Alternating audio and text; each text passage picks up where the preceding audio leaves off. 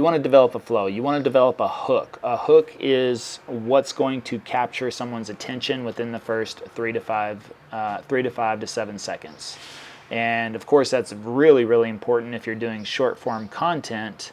Then you really have probably the 3 seconds. On a YouTube video, you probably have 5 to 7 seconds, because people are more in the mindset of long form content, so therefore they're going to try to figure out. But at the same time, if I say, so you're thinking about moving to Plano and somebody's not thinking of moving to Plano, they're probably going to realize quickly that we're giving information about moving to the area. So that could spark them to say, well, I'm thinking of moving to Frisco. Let me see if they have any other Frisco videos on here.